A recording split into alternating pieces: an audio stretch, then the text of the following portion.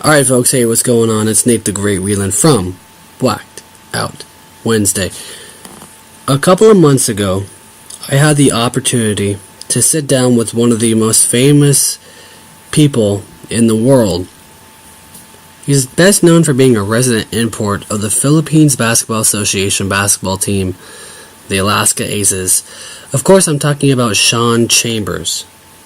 Had an opportunity to sit down with him and learn all about him, learn about his life in the Philippines, learn about his life after basketball. He retired at the age of 37. His jersey number 20 was retired in 2001. Ladies and gentlemen, I present to you Shawn Chambers.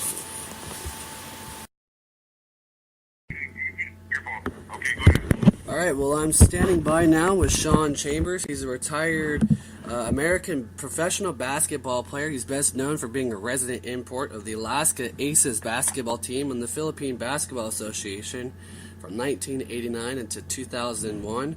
Shawn, welcome to the show. How are you doing today? Good. Thank you for having me. I'm doing very well. Oh, that's good. That's good. I'm glad that you're on the show today. So tell us a little bit about you. Where did Shawn Chambers, basketball player, come from? Well, I'm originally from Sacramento. I grew up and raised in Sacramento, all over the city. I eventually went to Highland High School in North Highlands, which I'm very proud of. And then from Highlands, I ended up at Cal Poly University in San Luis Obispo. And then from there to the Philippines. And that's kind of been my journey. Wow. It says here that you are a two-time NABC All-American while playing for Cal Poly in California. Said you were asked to try out for the United States athletic team to be in the 1988 Seoul Olympics, but you preferred to stick to basketball. You once held the record for high jump for your school. You went to Manila with the Los Angeles Jaguars, and you played in the first ever PBA-IBA World Challenge Series. You topped the slam dunk special competition. You went back the following year with the Jaguars in 1989. You were hired by then Alaska coach Bob's Ardenado to replace Carl Lott as their import. Bob's Ardenado, thank you. So when I came out of Cal Poly, I was high jumping as well as playing basketball. I high jumped 7'2", and then I got invited to go to the Olympic trials, which is in the States. To try to qualify for the Olympics to make the Olympic team. I wasn't that good of a high jumper. I was just okay. But if you hit a qualification, you get invited to the trial. But although 7'1.5" really is pretty good, but it's not Olympic quality. So then I was able to tour with the IB All-Star team. We went to Korea, we went to the Philippines, we went to Hong Kong, and we did some games in all those different countries, and then I fell in love with the Philippines. That was our last stop in the IBA challenge with the PBA, and I had won the dunk contest versus Bobby Park. Billy Mays. Was able to be my friend Bobby Park when that time as well. He was playing for Shell. Wow. It said in 1991 you led the Alaska Milkmen to their first ever PBA championship, and then at that time you finally got the award that you truly deserved when you were named the only second 100% performer of the PBA, since Norman Black won that award in 1983. For the whole of the 1990... One of the awards that I hold dearly to my heart, because there were two recipients of that award that was given to people who basically did things the right way. Myself, Norman Black, complete respect for the game. You show up every day, play with your heart, you lay on the line for not only yourself, your teammates, and the Filipino community. Wow. It says in 1991, for the whole of that PBA season, you averaged 37.7 points in 2 conferences and a total of 34 games. It says he played more than 10 seasons in the PBA with Alaska, and he had the most number of titles among imports, including a Grand Slam in 1996. Now, many people consider you the Michael Jordan of the PBA. You played professionally for 14 seasons in the Philippines with games in Japan, Venezuela, Malaysia, Australia, Indonesia, and even Hong Kong. You led your team to 7 championships, and you were named the best American player in 1996. Right. I've always taken playing in the Philippines as not only a privilege but an honor to play in a country that loves basketball the way that the Filipino people are dearly, dearly beloved people to me. They really accept me as one of their own. I came over as kind of a visitor when I came into IBA, and by the end of my career, I was embraced and taken as part of being part of the Philippine community. Winning 7 championships, that I can't take credit for all that because I had no doubt at that time I was playing with possibly the best Filipino teammates / players in the history. Jojo Lastimoso, Johnny Amarentos, Paul Hawkins, Puigwinho, Jeffrey Cariaso. These are all legends of the game, and I was lucky enough to be able to play with those guys during the what I would say, the peak of my career. We're all playing at the peak of our career at the same time. We all had the same desires and wants. We all wanted to win by any means necessary. We would do whatever it takes. If we had to take a back step and let somebody else take the lead in scoring, we would do that. But winning was everything to us. A culture of failure was not acceptable amongst ourselves. So therefore, we had just an amazing run as teammates and as an organization. And to this day, I love my Alaska family, my Alaska teammates. I owe a lot to Mr. Uwe Kinsu for keeping me part of the program, and also Coach Tim Coe, who actually is no longer with the organization, but without him, there will be no me. I mean, he kept bringing me back. A lot of people or coaches don't bring the Americans back as much as Coach Tim brought me back. Wow. Said your Philippines jersey number 20 was retired in 2002. Now, when your jersey was retired, what did it feel like getting your jersey retired? An absolute honor. I mean, it brings tears to my eyes to today to know that my jersey number 20 by the Alaska Aces is retired and will never be worn by anybody else. That lets me know, as an import, that the organization, the owners, the coaching staff, management truly appreciate and love the work and the dedication that I did when I was playing for Alaska. They know that every time I stepped on the court, it was for the team and for the organization. Wow. So since retiring from the pros in 2001, what do you miss the most about basketball? I'm still active with basketball with my club program and coaching high school basketball here in Sacramento. But what I would say what I miss most about being in the Philippines and the basketball culture there is that it is a very intense basketball culture. Like, you're constantly striving to be the best you can. There's no really time off. But that would kind of push me. I love the fact that once you won a championship, can you come back and do it again? Can you come back and be better than you were last year or last conference? That driving force really is something that I embrace. A lot of people can't handle it, but for me, it was the driving force for me to be the best I can. So every time I left Manila from 94, 95, 96, 97, when we won all those championships in a row, it was like, can I come back and do it again? Can we come back as a team and do it again? So why basketball? Has it always been a dream of yours to play in the pros, or was it something that you discovered? I recently growing up in South Sacramento, baseball was a thing in Sacramento. We had a lot of baseball legends, a guy like Greg Vaughn, Steve Staggs. There were a lot of guys, Dusty Baker, were coming out of Sacramento playing baseball. That was a sport. But when I moved out to my high school neighborhood in North Highlands, I just got drenched with basketball and how fast the game was, the pace of basketball, and it just suited me. Just the pace of playing, high motor, high energy, and you can determine the game by just wanting something more than everybody else. Right. So that drove me. So did you have like an influence getting into basketball, or was it just being around it a lot that made you want to do it? When I moved out to the north area in Sacramento, more kids were playing basketball, and once I got a taste of it, it drove me because of the energy of the game. And there were some guys that were older than me that I enjoyed watching. That was the era of Julius Erving, Dr. J was starting to make a scene, and TV games were coming on TV, and it was just amazing, you know. Mm-hmm. And so it was the number one sport in the north area of Sacramento at that time. Wow. So that was that kind of like the big thing back then, huh? Was basketball that was the main attraction, I guess you could say. Yeah, so my goal was never to like say I want to play professional basketball like some kids do today. My deal was like, okay, after high school, now you got to go play college. After college, now where do you go if you want to keep playing? And I never imagined I would have the professional career that I had in the Philippines, or in Venezuela, or in Canada. I never in my wildest dream would imagine those are the countries I would get a chance to visit and be able to enjoy those countries on a salary as a basketball player. So have somebody pay for you to come visit their country and stay there and live and play was something I never dreamed of. Right. But as I kept going, that was the next step. And when I got there, it was everywhere I've been, we've always won. We won in Venezuela, we won in Canada, we won in Indonesia, we won in Hong Kong.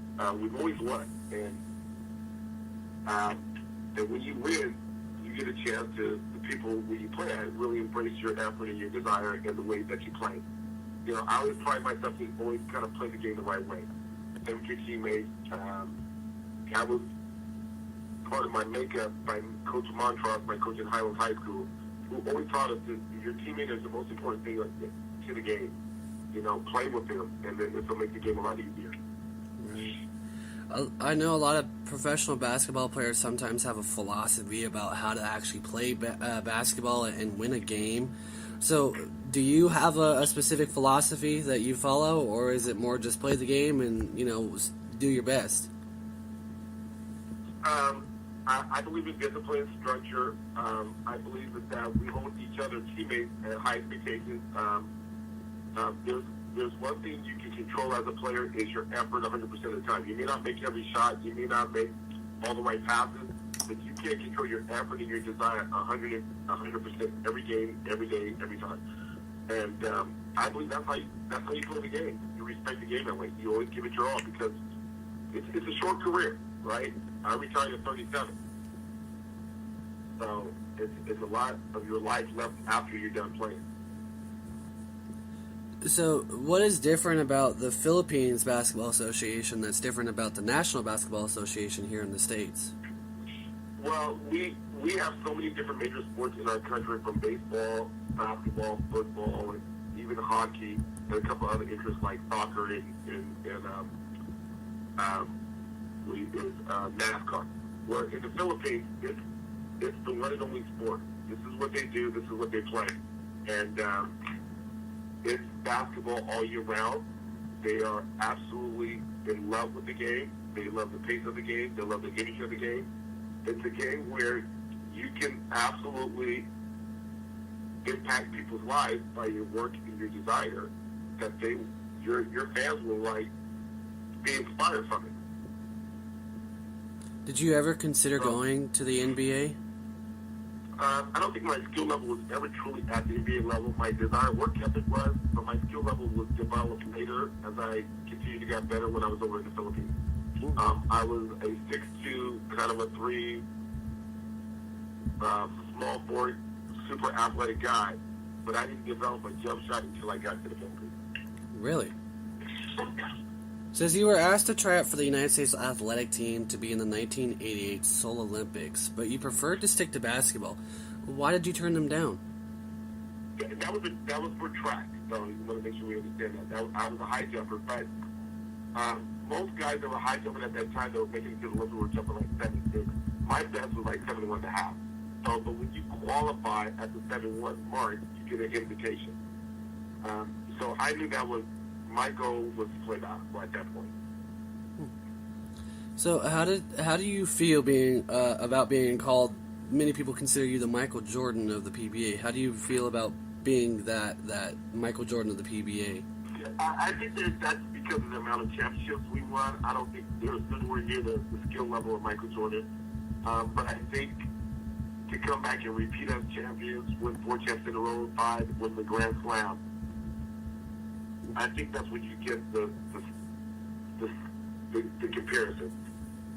There are obviously other imports or Americans that were there that were more skilled and talented than I was, but they didn't also matched the desire that I had and the willingness to play with my teammates and to be able to respect the company, respect the country, respect the fans, and make sure that when I was here to play basketball, I was here to play basketball.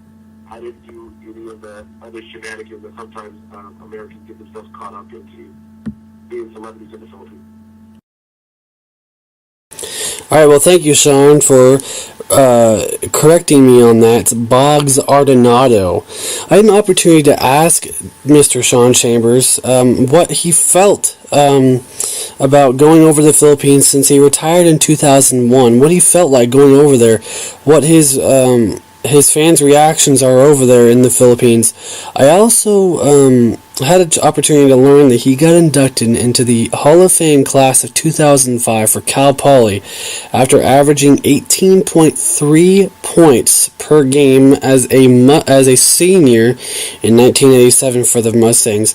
I also got a chance to talk to him about taking us through an average day of Sean Chambers, the basketball player. I also talked to him about taking us through a day in Sean Chambers, basketball coach.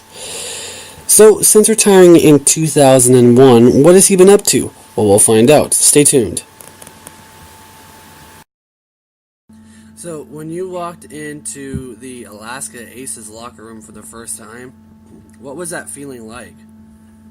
It was, if you imagine back then, this is about maybe almost 20 years ago, right? Well, more than that. So 1989 was my first year there as an American. So back then, we didn't have cell phones, we didn't have social media, we didn't have the internet the way we have to now. So you're basically in a foreign country on your own, At my age, I think I was 24, 25. And then I'm here trying to impress not only the coaching staff but my teammates to let them to see that I'm a player and I deserve a contract here and I deserve to stay here for a long time and I can help the team win. So you have to first win over your teammates when you go to the Philippines. They got to have faith and trust in you as an American that you can help them win and help to be better. So that was my first goal. When I played in my first game, it's basketball. If you get at what you do, basketball is a pretty universal game. You don't even have to speak Tagalog or English or any language, but in basketball, if you do it the right way, the game is universal. How was that language barrier? Did you have a translator, or did you have to learn all that language when you went over there? Probably the best thing about the Philippines is that maybe about 70-80% of people speak English. So English is taught in school. So the language barrier was never a problem or an issue in the Philippines. Now, I chose to try to learn Tagalog while I was there. I felt it was the right thing to do while I was living in the Philippines. So I picked up quite a bit of Tagalog. I'm almost fluent, but, I understand pretty much most of the language. Wow. That's really awesome to learn, to go over there and get entrenched in their culture and learn their language. Right. That's amazing. Yes. I'm very proud of my Tagalog. Very proud. You play for the Alaska Aces, the Los Angeles Jaguars, and then the Alaska Milkmen, leading them to their first ever PBA championship. Now, how did those three teams differ from each other? Well, Alaska Aces and Alaska Milk are the same team. Oh, okay. So we just changed our name. So we changed our name we started off when I first started with Alaska Milk, and then we changed our name to Alaska Aces. The Jaguars was like a sport other team that was touring all over Asia in promoting this new idea that was starting in the Philippines. So that was kind of like a travel tour team. But playing for Alaska, playing for the organization, playing for my team is like nothing can really compare to it. It's one of the best experiences I've ever had in my life. I played with the most incredible teammates, great families. We were a unit. We loved each other. We loved each other's kids, family. And we had an amazing coach, Coach Tim Cone. And we had an owner that would support us 110%. And he got the message to every player that the expectation of the organization, and we lived up to it. Do you have a favorite team that you played for in the PBA? I'm sorry? Do you have a favorite team that you played for in the PBA? It's like one team special in your heart? That we played against? Yeah. I think it was always like when you can beat Ginebra, that's the crowd favorite in the Philippines. You always kind of make a name for yourself because then the rest of the country respects what you do. Our 7 championships, 2 of mine were against Ginebra, and the Grand Slam was against Ginebra. So that's big when you can beat them. Pure Foods was also one of the top teams in the country back at the time. Once we finally beat San Miguel Beer, that's when I realized that we were really the best team in the country at that time. Wow. So you got inducted into the Cal Poly Hall of Fame in 2005 after averaging 18.3 points per game for the Mustangs as a senior in 1987, and you led that school to two California Collegiate Athletic Association championships. How do you feel about receiving that Hall of Fame induction? Cal Poly is one of the best universities in California, if not in the country. Being inducted into their Hall of Fame is an honor. My kids get to go back and see my name in the walls and in the Hall of Fame walls. I don't know how to explain that. Sorry about that. When you are inducted into any Hall of Fame, it's an honor. I love the university. I love the school. And it's something that will never come down. It will be at the university for the rest of my life as long as that school is there. That must be a big thing to know that you're going to be enshrined in history forever.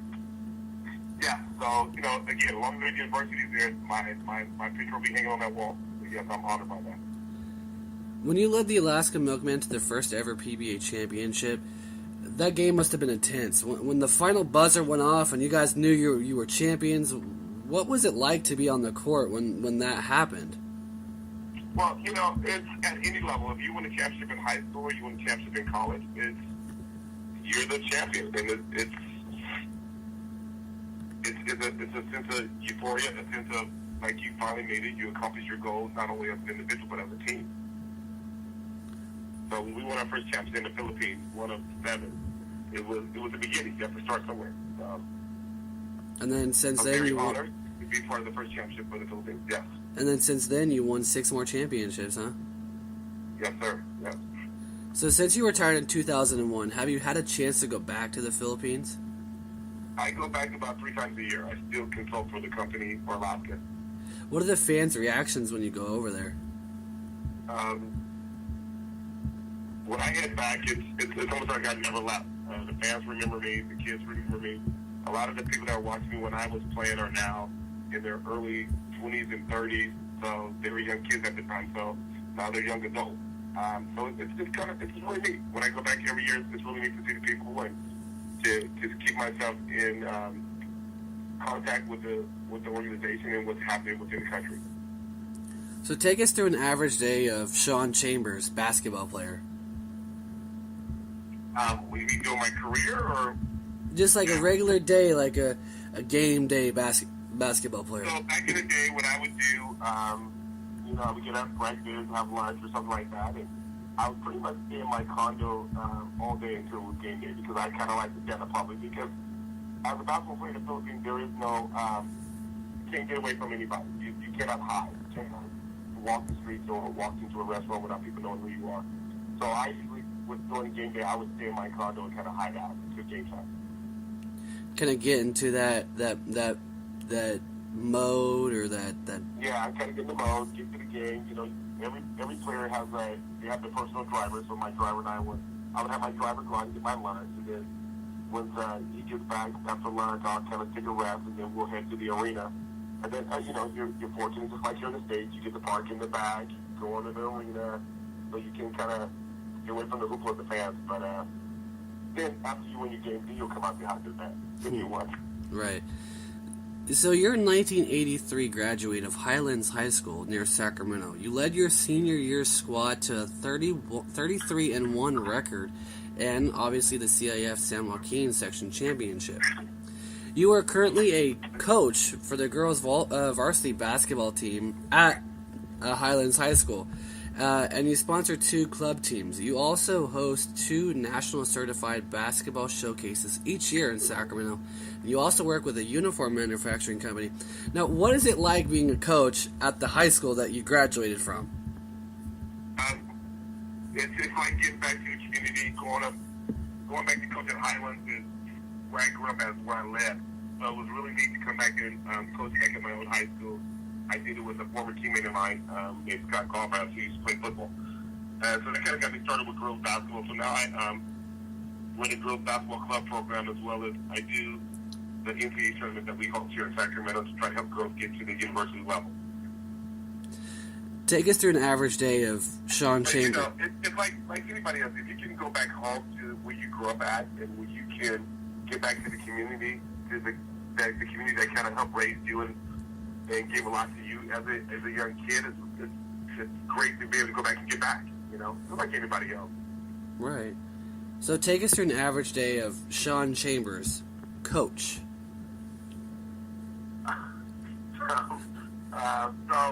Well, you know, I'm an assistant principal at a middle school now, so I usually work till about 5 o'clock, and then I'll head to practice about 6. So we have practice from 6 to 8. On game days are like Tuesdays and Fridays, so I usually get to the game about 6 o'clock. We prepare to like any good high-level girls basketball program. We watch film, we watch tape, we practice really hard, we set high expectations. We try to execute our game plan. We run a lot of triangle offense that we did in the Philippines, so our kids are pretty entrenched with the triangle offense, and so that's what it looks like. How long have you been coaching for? I've been coaching now for, I think, 13 years. Wow. How did you get into it? Did you just, when you graduated? It was by fluke. It was like I was helping my buddy Scott Galbraith at Highlands, and he ended up getting called over to an NFL pickup job, and so I was kind of there, left with the girls by myself, and it's one of those things, once you start, you kind of go full tilt if you want to be good at it. So we started from a regular high school team program into doing a club program to doing a travel team, and then it just keeps growing. So right now, my club program, I have 127 kids in our club program right now. Wow, 120. That's from 5th grade up to juniors in high school. Wow. How's the team records like? Yeah, we're sponsored by Adidas. So we're one of the top 10 teams in the country by Adidas. Wow. Thanks to Gigi Garcia. That must be awesome to be sponsored by Adidas, huh? Yeah, it's really neat to get sponsored by Adidas. That means we get a lot of gear for free. For free? Man. And I want to be sponsored by Adidas now. Yes. So, looking back at your career now, would you do it again if you had the opportunity to? Would you do it again? I would do it all over again. I would go back to the Philippines in a heartbeat. I would go back to Cal Poly. I would grow up in Highlands. There's nothing I would change with the course of my life. I have lived a great life.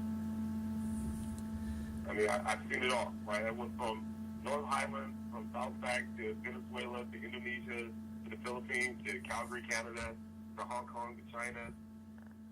You know, I've seen it all. And coming up from North Highlands High School.